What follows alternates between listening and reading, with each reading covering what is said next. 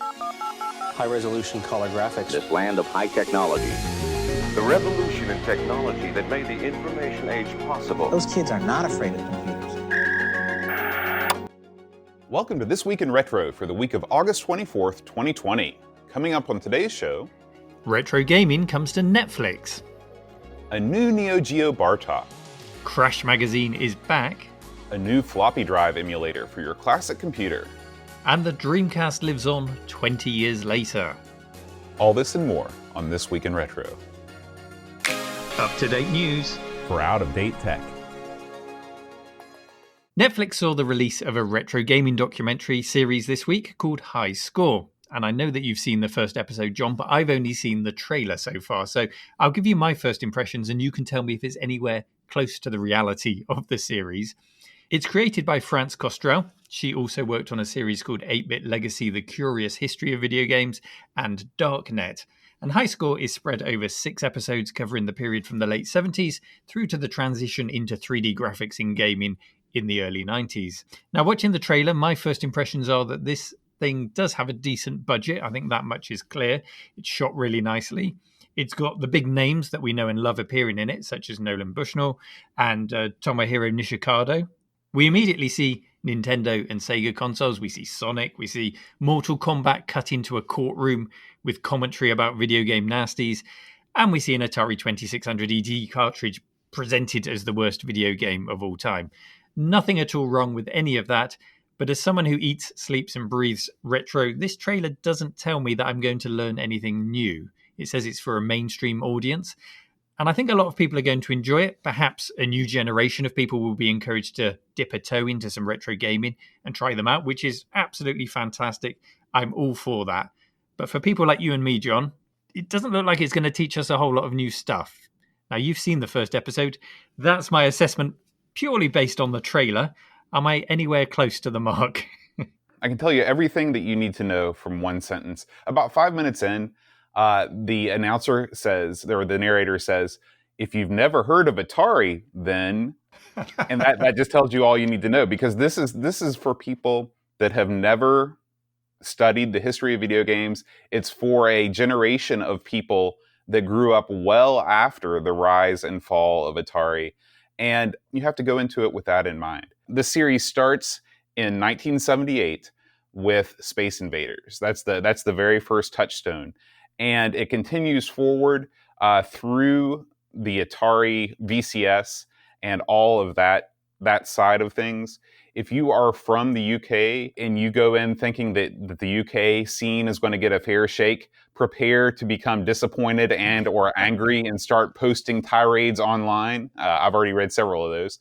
There is no mention of the ZX Spectrum. There's no mention of any of the UK scene.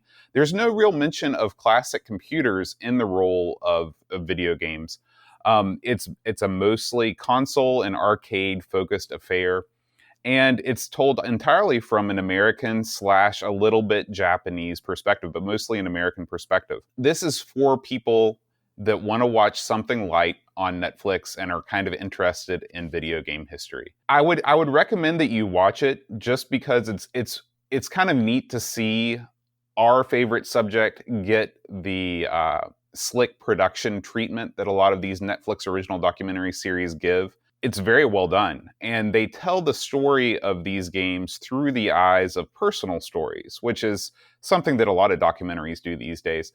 So, for example, they start the Space Invaders story with a person that competed in a Space Invaders competition in like some mall in the 80s in California. And it's a person that is a transgender person. And she says that this was the first time that she felt like she could compete as a female in the world of video games. And so they tie things in through personal stories.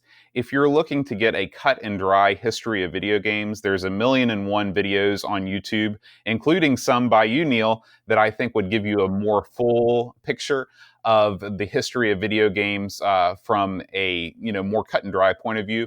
But if you're looking for something to introduce somebody who doesn't know anything about the history of video games and they have been raised on a diet of Netflix documentaries, so they are familiar with the production quality and things like that, you certainly won't get bored. There are tons of quick cuts. The editing is very clever, but it's not going to be for everybody. It's for the mainstream. I'll certainly give it a go because it's those personal stories that you've just mentioned that appeal to me, because every now and then you just get a nugget of information in those personal stories that you haven't heard before, even though it's embedded in this story you've heard a million times before. So just for that fact alone, I will give it a try. It's 6 episodes. They've got over a decade of history to cover in just 6 episodes. So in their defense, they're trying to cram a lot in. You can find it on Netflix now. The first episode is called Boom and Bust. So do give it a try, and we'd love to hear what you think of it over on our This Week in Retro subreddit. Neil, fans of SNK will surely be waiting with bated breath on the news of a new bar top unit from Unico called the MVSX Home Arcade. This machine will include 50 pre-installed Neo Geo games from the likes of classic brawlers like Fatal Fury. There's a bunch of one-on-one fighters like Samurai Showdown and some of the best arcade sports games ever released like Super Sidekicks and Baseball Stars. This thing is a real looker too. It gives you the classic red and white color scheme of Neo Geo cabinets, the red on the sides, the white and red striped control panels with the multicolored buttons. This thing looks gorgeous. And there's even mini marquees that you can put on the top of the unit, just like its full-size arcade cousin.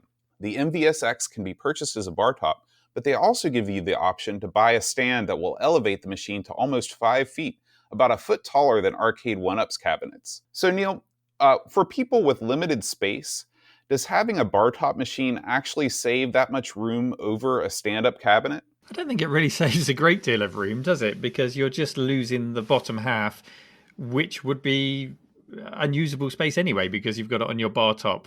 I guess it's nice to be able to swing your legs underneath it on a bar stool, perhaps. But no, it doesn't save a huge amount of space. I know that the Neo Geo was a huge success in the United States. You could find these arcade machines in places where normal arcade machines had gone by the wayside. For example, you can still find Neo Geo machines in places like laundromats today. I think one of the main advantages is the fact that you can swap out those cartridges so easily, and you can put multiple games inside one machine. But was the Neo Geo a big hit in the UK as well? Yeah, UK arcades were full of them. You could always hear that distinctive Neo Geo attract sound.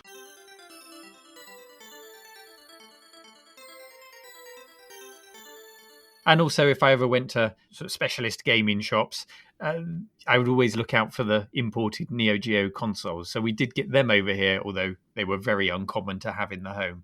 Looks-wise, I think they've nailed the colour scheme. As you mentioned, it's that classic red and black Neo Geo colour scheme. It's got the authentic-looking Neo Geo joysticks, and if that's got the same kind of throw and feel of the originals, then that's perfect.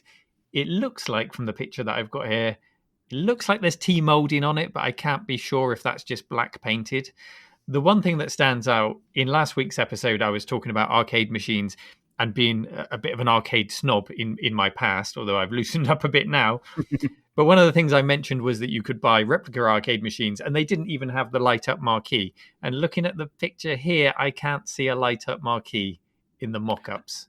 It is odd because a light-up marquee in this day and age of LEDs everywhere, making a plexiglass marquee with a LED backlight would be incredibly easy to do and also incredibly cheap. I don't know why they don't go this way if this is not a light-up marquee. So Neil, if you're interested in this thing, you can go over to SNKMVSX.com and put down your money. This thing costs, you can either buy it for $450 in the bar top alone version, or you can spend $500 and get the bar top plus the stand. And I will say the stand is not just a generic stand. It actually makes it look like a real Neo Geo MVS cabinet. It is a very sharp looking piece of kit. I just hope that the controls hold up, the interface is good, and I'm sure these reviews will start rolling in. This is going to be released in November of this year. Thanks to Paul, aka Hermsky, for submitting this story on our subreddit.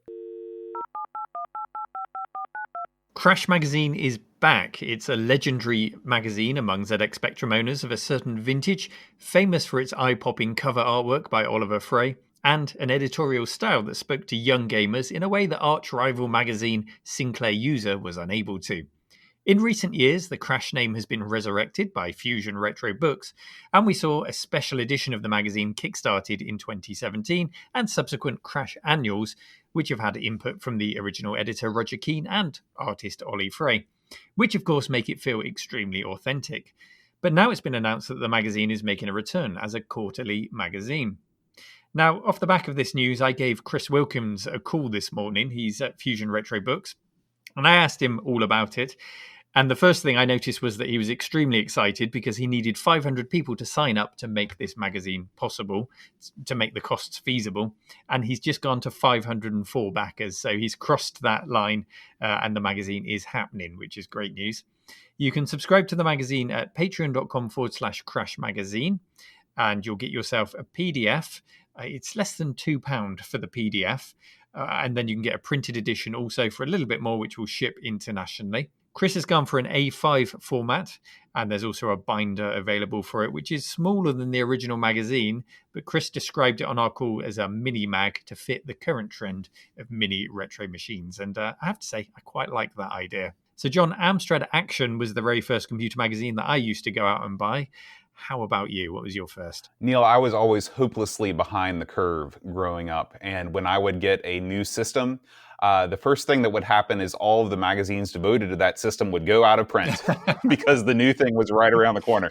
So I grew up with the Atari 8-bit computer, the Atari 1200 XL, and I used to get copies of Antic magazine where my dad had a work friend that subscribed, and he would, at work, Xerox copies of Antic magazines. So not only did I pirate all of my software as a child, I also pirated the magazines. I will say that one of the things that I'm most envious about the UK computing scene of the 80s is the maturity of the magazine market. You guys had tons and tons and tons of magazines for all the different platforms, and these magazines were really well done. The reviews sections were fully fleshed out. Whenever we would do the Our Sinclair podcast and have to look up reviews for games, there were always, 6 or 7 different magazines oftentimes that would give you a score and a review. If you look at US-based computer games from the same time, it's hard to find anything. So you really grew up in the golden age of magazines. And was it Antic magazine, did you say that you That's had? right, Antic magazine. There were 2 for the Atari 8-bit. There were Antic and Analog. I never saw Analog until I was an adult, but Antic magazine, it was pretty good. It was full color, and it covered, the Atari 8-bits mostly. There was always a small section devoted to the ST machines, but as time went on, that section got bigger and bigger and bigger, and eventually Antic was renamed Start with a capital ST to reflect its total moving over to the dark side. And as you've read Crash Magazine, going back to look over those old reviews, you'll have noticed that it is aimed well at its audience. It really is down with the kids, if you like. Were your magazines a bit more, professional in its approach? Yeah. The magazine was definitely written towards an older audience. If you look at the advertising, there were a lot of advertisements for business software, the games advertising, and even the games coverage was pretty subdued. You can compare it to what you might find in a Macintosh magazine, like something like Macworld now, where there's a section for games, but the vast majority of the content is going to be towards productivity. Sure. Neil, how do you feel about this being an A5 format? Well, I think you have to remember that the later editions of these magazines, when the platforms were starting to die, you remember just how skinny those magazines got, partly because of the lack of advertising and partly because just the lack of new games and software coming out for these systems. It wasn't a good time for magazines. So let's be honest, in the modern day, there isn't a huge amount of Spectrum news. So you do risk creating those slim looking magazines again if you go full size. So I think the mini format works both for its presentation and for modern day convenience. A little A5 binder full of your Crash magazine sounds like a fun thing to have next to the system. Move over, GoTech. There's a new USB floppy controller in town. OpenFlops is an open hardware floppy drive emulator that works with most classic computers, including the Acorn, Amstrad, Amiga, Apple, Atari, ZX Spectrum, and IBM PC. Neil, have you ever noticed how many computers start with A? It's true, yeah. Developed by Suco Para, this new board directly supports a wide range of image formats and contains an easily accessible pin header to attach an OLED display or one of those fancy rotary encoders. There's a built-in amplified speaker And get this, it has the ability to emulate 2 drives simultaneously. It comes delivered in the same form factor as a classic Gotek and can easily be installed in any shell or enclosure designed for it. Now, Neil, where do you stand on these floppy drive emulators? Do you have a Gotek or something similar? Oh, yes, this story certainly has my interest. I have a Gotek. I have it with the flash floppy firmware on there. I love it. I love it. It just gets rid of all those problems with dying media. As lovely as it is to have the big boxes on your shelves, you can never guarantee that those games are actually going to work anymore. So it's convenient while giving you an authentic experience. I do like these things. Yeah, the ability for this thing to emulate 2 drives simultaneously really puts it head and shoulders above the original Gotek. And I like the fact that they're keeping it in the same form factor. So all your 3D printed cases that you made or you might have purchased for the Gotek, you can take the old Gotek out and slot this thing right in with no trouble at all. And the one thing you have to remember about these floppy emulators is that they do operate at the original floppy speed. So they're not going to give you a speed boost, but they do give you a massive convenience boost. So yeah, I'm a big fan of them. Where do you stand on these things, these solutions for the Amiga? Are you more of a ADF guy loading up on your Gotek, or do you go to WHD load? Oh, I've got both on different Amigas because I have the luxury of having multiple Amigas. But give me an A600 and I'll put in a bit of extra RAM and a compact flash card and WHD load all day long. But give me something like an A500, which doesn't have an IDE controller built in. What I've done with that is I've put a Gotek in an external floppy drive, and I've put a floppy drive switcher inside the Amiga so that it treats the external drive as the internal drive, so there's no compatibility issues, without then having to cut up the case. Because I know some people choose to cut the case up to squeeze this thing inside the computer. I like to do it in a non-destructive way. So it sits really nicely in an external case. And then what I've done as well, because I have 2 Goteks, I mounted a second one in another external floppy drive casing and daisy-chained that into the first. But by the sounds of it, with this new one, I can do away with the second one altogether and have 2 floppy drives in one. So that does appeal to me. Different solutions for different setups. We live in a golden age of retro computing as a hobby.